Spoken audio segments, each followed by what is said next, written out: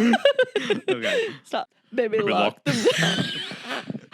Okay, hold on. Hello, everyone. Welcome back to Severely Personal. I am here with a wonderful friend, Katherine Jakeway. Hey, everybody.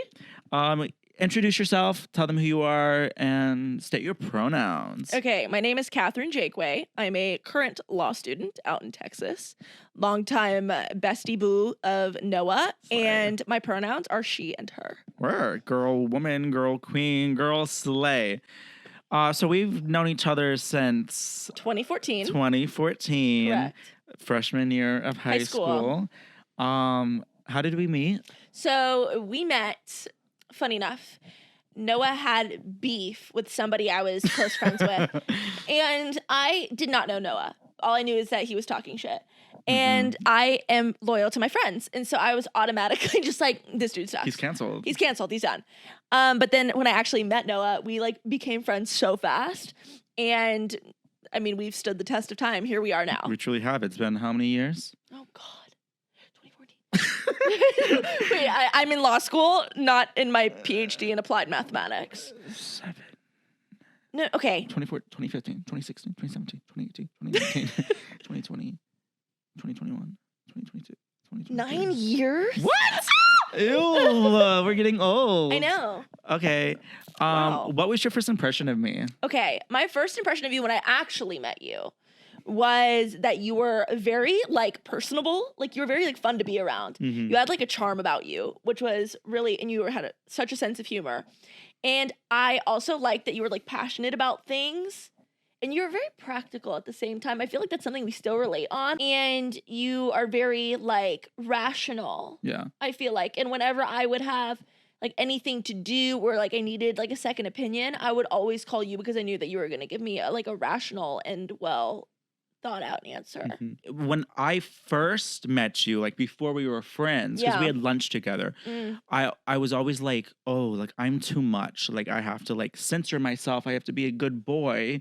And then when I started to get to know you and we like really started becoming friends, I was like, oh, like she's one of the girls. Definitely. And then we were just vibing and having fun. We always had that kind of relationship where it was like one-upping each other, but in the most supportive way, where it was like, bitch, you have to do this. Yeah. Yeah. We were pushing each other to grow, I think, definitely. I think we both definitely pushed each other, especially even in high school, even now. Yeah. Like, you would hold me accountable and, like, you would never let me, like, you would always be honest with me. That was something I really appreciated. God. Should we tell them the story? Tell them the story. Okay, so Noah was always very honest with me about my choice of fashion. And back in the day, I used to like to wear little sundresses to school. And the first one that I remember is I walk in one day, Noah and I have a class together, and he goes, Katherine, like, the dress you're wearing looks like a curtain, like a drape. And so that became the curtain dress. And I feel so bad because no, don't. That was like you were being honest. That was like the first class of the day, and here I am telling you like you're gonna go around looking like a curtain. No. Well, you want to know what's funny was because I was like, actually, I love this dress and I'm gonna keep wearing it. But the one you were right about, I had a different dress that had like it was like blue and it was cute and it had like a color gradient. But he told me it looked like one of the Home Depot color palettes. And I was like, dang, maybe you're right. And I never wore it again. I feel so bad. I never wore it again. I feel Were so you the one bad. that started calling me Big Bird? No, I was not. Okay. That was the person who I was in mini pants to. That's right. But that was a running joke also because I wore a yellow coat one day and I got the nickname Big Bird. I am a changed person, okay? No, but you're honest with me still to this day. But I was never like, you're an ugly bitch. No. You were just like, your dress looks like a curtain and I think you can do better. But do you know how I never took offense? Never. I was never mad. I'm glad. Or even if I was, it was never like, I always felt like I could be very direct with you. I literally remember telling you, I was like, honestly, I don't care what you think about my curtain dress. I like it. Well, you'd always make fun of my long hair. That's right. Because I had greasy long hair. You did. Because I told you it looked bad. I wanted to be Harry Styles. I know, and I told you it wasn't going to happen. Yeah. And it did not happen. But see, we've built a relationship on honesty and holding each other accountable, which I think is a great thing. But the best advice Noah ever gave me in high school that sticks with me to this day is I remember I called you. I was like, oh my God, the world's ending. I like took my SAT or something. I was like in my bag in a bad way. And you were like, listen, life's tough when you're a bad bitch. And I was like, oh my God. Life is tough when you're a bad bitch. It is. It definitely is. And it's a job you can't clock out of. You cannot ever clock out of it. And it's something that you always have to remind yourself whenever you're down in the dumps. Yeah. Is you're a bad bitch. You're a bad bitch. And life is tough because of that. Right. And life is innately tough. Yes. But it's what you do with it that matters. Yeah. And like, life's tough, bitch, but we're tougher. And you can either be a bitch or you can be a bad bitch. Right. The choice is yours. The choice is yours. And you are what you say you are. So. And if you're listening to this podcast, you're a bad bitch. Correct. So tell me about like when you were in high school, where were you at like mentally?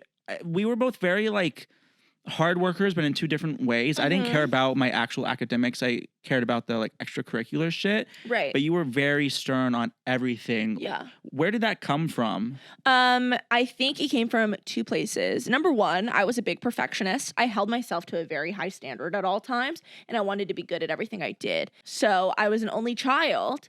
And my parents put a lot of pressure on me to be good and to get a scholarship to college. And they're basically kind of like, you're our only shot at a child. So you have to like, how you are is a direct reflection of who we are as parents. Mm-hmm. So I felt a lot of pressure from that too.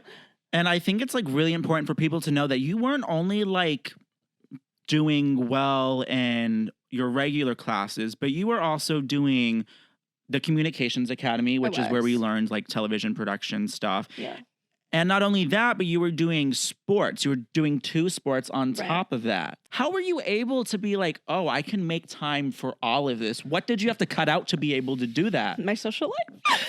My social life, a lot. I never really got to hang out like after school. Like after school is always practice and homework and bed.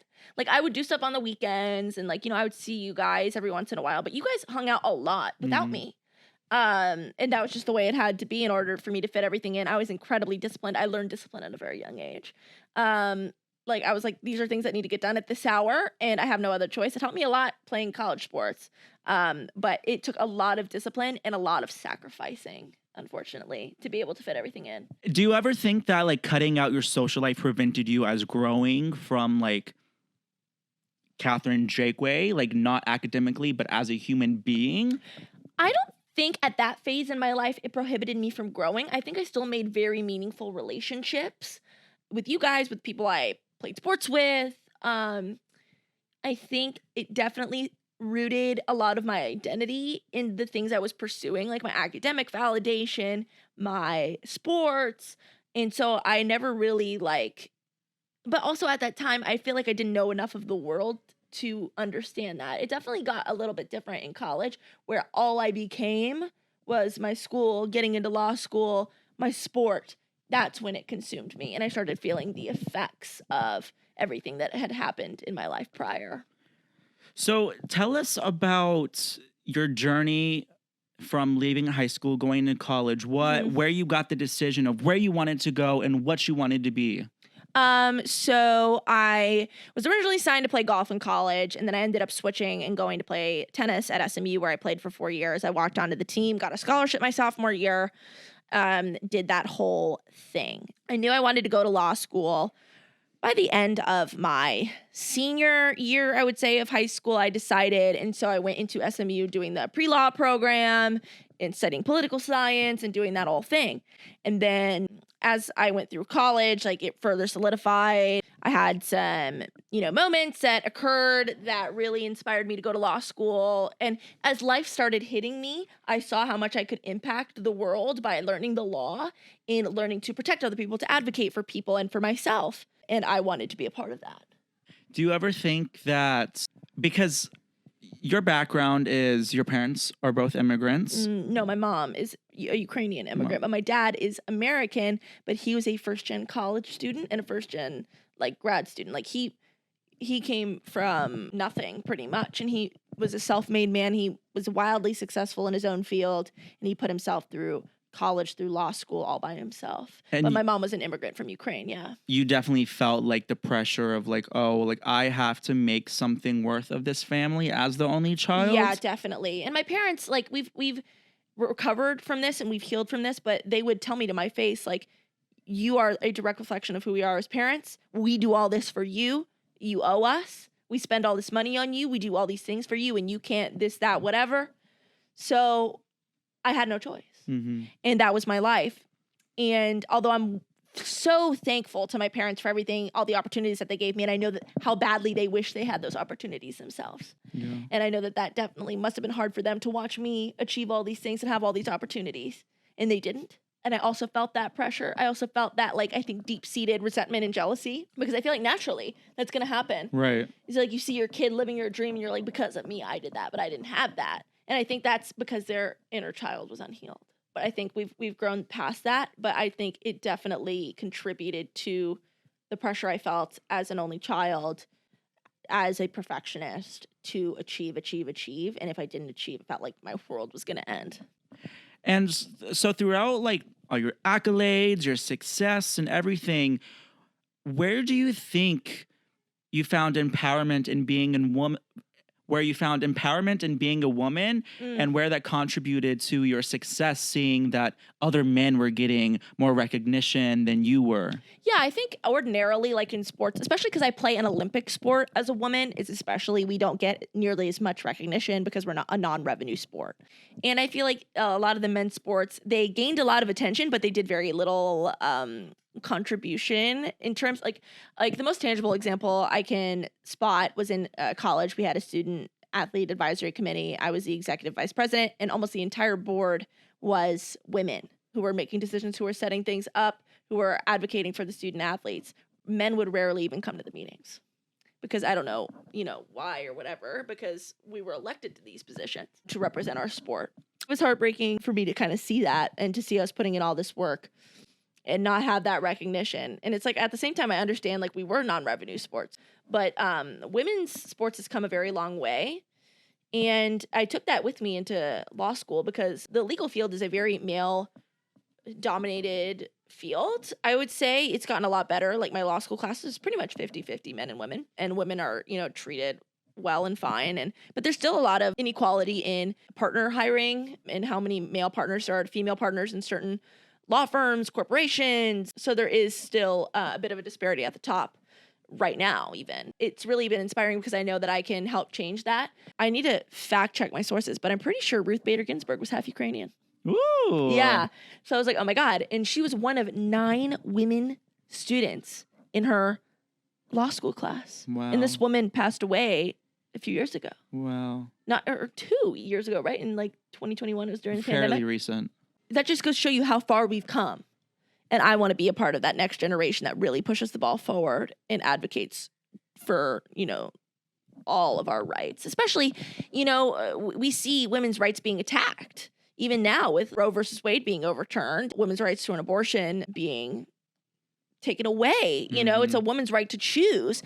And women's lives forced to carry children, forced to do all these things, forced to put their lives at risk if they have an ectopic pregnancy, it threatens women. It harms women. American society is actively harming women. There are other societies abroad that are actively harming women, like persecution of women in Iran right now. You see all these examples, and it shows how resilient women are, but also how much women are being put down. And I'm lucky that I live in a country where we are gaining so much momentum in this field, but there's still more to be done. There's always more to be done. And I will always advocate for all women, all people who identify as women. It is more than just us. It's for the next generation. It's for women abroad. Like, it is for everyone. And it's a fight that I'm really proud that I'm a part of and excited to contribute to with my legal career. Take me back to your first year of college. Mm-hmm. So you haven't yet started law school. No, yeah. But you're in a whole nother state than where you grew up. Right.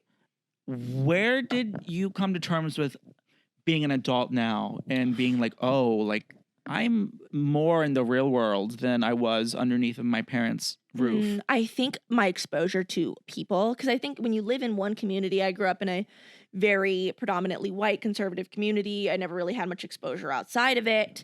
And when I think I went to college, I really learned so many different perspectives and views. And it really changed my life and changed the way I thought about the world and how I perceived the world and how people's realities were different outside of what I had known. A lot of life stuff hit me really fast. My parents got divorced. I went through a hard time mentally because of it. You know, there was a lot of stuff going on there. I was trying to earn a scholarship. So life hit me really fast with real life problems, debt, you know, all sorts of things.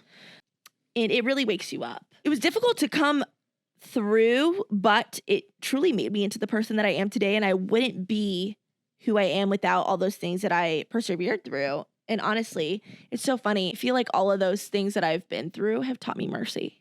And I think mercy and kindness and understanding are essential to being an advocate, to being a lawyer, because you need to understand that the people and the clients you represent are human and they have lives. Right. And even though you might not relate to them or what their situation is, it is your job to advocate for them and to fight for them like they're your own family, like they're your own, like, people.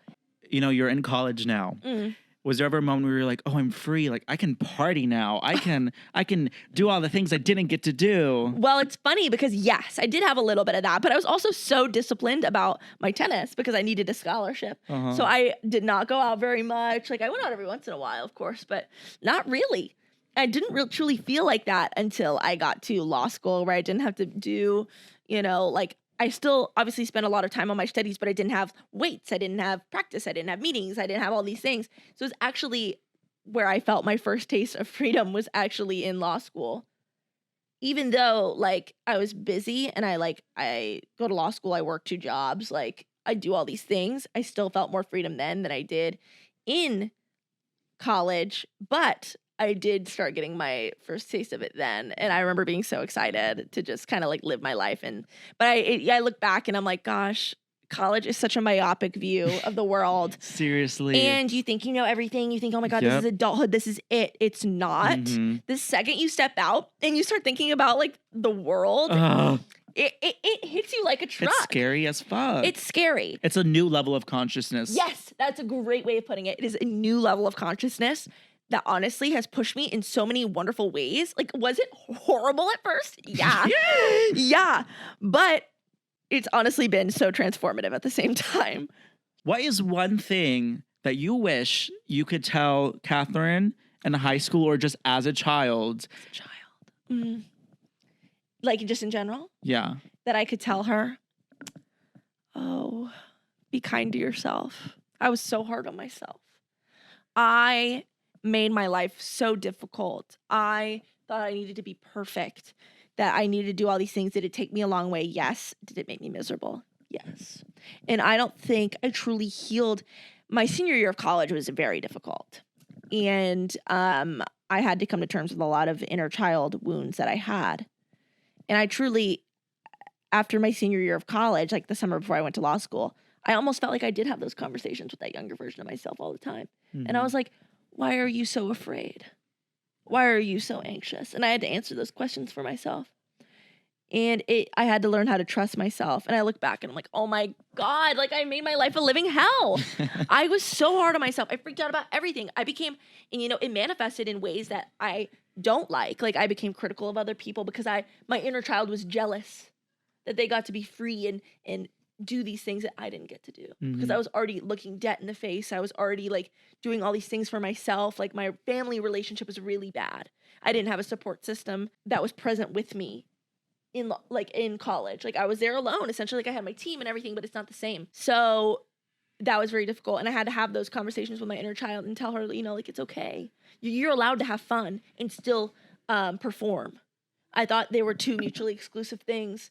And I thought that I had to like push myself to the brink. Like endurance is not performance at some points. It's like I was just making myself miserable. I feel like now I can look back and tell my younger version of myself, like, hey, like be kind to yourself. It's okay. Don't be afraid. What specific law are you studying and why? Okay, so we 1L classes, we take like all the same classes. Pretty much at every law school, you take all the same classes and as a 1L. And they're over a variety of subject areas. And I don't know exactly what type of law I want to do yet. I think I want to do some type of litigation work. But and what's that? It's basically like dispute resolution. Takes a lot of like legal research and writing of issues, that type of thing. It's like more of like when there's a problem, like dispute resolution, whether that's in court settlement, whatever. And it differs depending on what type of law you do. That's what I think I want to do, but I am very open right now. I'm going to be interning this summer, so hopefully I learn there. Right now, like, we're taking all sorts of classes, like a wide array. Like last semester, I took criminal law, contracts, legal writing, and then now I'm taking like property, civil procedure, constitutional law. Like it's a wide variety of classes that you take your 1L year, and then you can, but we don't get to choose. Our second year of law school, we can choose what we want to study. So then, yeah, I'm going to have to look into, depending on what law I decide I want to do, and I'm going to take classes that interest me, but all 1Ls take the same classes. And what's your long-term goal out of this? Do you see yourself pursuing politics in any way? I feel like I would love to get involved with politics, with policy, with advocating for human rights, for advocating for targeted youth, minority youth. I have a big passion for children. And whether or not I do that in my job, I want to do that work pro bono. Like, I want to do pro bono work. Essentially is where you do legal work for people who don't have the money to pay, and you do it for them for free. And that's the work I don't want to charge for that work. Yeah. You know what I'm saying? So if that's not what I'm doing in my day job, that's great. Whatever. I want to do that work for people that need it. I don't want to charge for that. Yeah. Because I have been lucky enough to be blessed with the opportunities that I have truly by a stroke of luck, by where I was born, the family I was born into, that my parents were able to give me these opportunities, that there are women outside of this country, in this country even, that are smarter than me, will probably be better lawyers, all these things, but they didn't have those opportunities. Mm-hmm. And so at the same time, I do these things because, honestly, in honor of those people, and to know that, like, it is my moral and ethical responsibility to do these things because other people don't have the opportunity, and I've been lucky enough. So I will. You want to give it back. I want to give back. I want to be of service to people. So we're talking about career and college and all this. Yeah. Where does your personal life balance come into play? Because you are in school right now and it's very extensive. So I'm assuming that your classes go from morning to night. You never stop working. Do you have any time to even think about indulging in a relationship? Have you been in a relationship? I've been in relationships in the past. Right now, that's not a priority for me. I am focusing on school and healing myself and becoming the best version of me. And I think that doing that in solidarity is a beautiful thing. Mm-hmm. It has taught me a lot about myself. I needed it more than I thought I did. And no one needs to have a partner. No, I don't think so. Right now, my journey is about me and learning about myself and what my purpose is in this world and in this lifetime. And I've been blessed, and speaking of like relationships outside of romantic, I've been blessed with such wonderful friends in law school. I have created some of the most meaningful relationships in my life that I think I will ever have through people who are going through a similar thing right now with me in law school. And even relationships that haven't worked out in the past, like I had a partner that actually inspired me to go to law school because of something that happened to them. I will always be thankful for that experience and for that inspiration and for igniting that will in me to want to protect and serve people. So I think that there's something beautiful that can be taken, but I know that this journey right now is about me. And there are people in my life right now that support me and love me. And I am actively thankful for those friendships and relationships. So you have all this work to do. Right. And you have an essay due, for example, Monday. Yeah. And you're like, I got to get this shit done. Yeah. You don't have the option to sit back and be like, oh, I'm just going to breathe and take a break right now. You don't have that option. Yeah. How do you deal with that? Well, I'll give you a good example of a time I couldn't deal with that. It was during finals. I found out that my grandmother was very sick. And it turns out my last final, I had a criminal law final on December 9th. I'll never forget it. December 9th. And I get a call from my mom that she had changed my flight to that night. Like, I was flying home that night because I knew my grandmother had been in the hospital, but she was supposed to be getting better. And my mom was just kind of telling me generally, like, something, like, your grandmother's not doing super well. She has to get another surgery. You should just come home. But I knew something was going down, and I knew that my grandmother was passing. And there was no feeling that I can describe to you because, like, that was all at, like, 8 a.m. and my exam is at, like, 1. You truly learn something about yourself when you have no choice to be strong and to push. At that moment, I had no choice. I wasn't going to not take my exam. I wasn't going to fail. And it's so difficult. It was the hardest thing I've ever had to do, was to walk into that exam. And I'll never forget, I had one of my friends right before the exam started. I was crying right before the exam started. And I'll never forget my friend Casey, God bless her. She came up to me and she hugged me and she said, be strong, like do this. And I knew I had to. I didn't have a choice. And so I took that exam, I came home and, I was able to spend my grandmother's final moments with her. But there are times where you're not going to be able to take the time to breathe. Although no matter how hard I tried, it's just the name of the game. But you're taught something when you have no choice but to be strong, but to push, but to learn about yourself. And I learned that I have this unending toughness in myself that I never quite knew the extent of.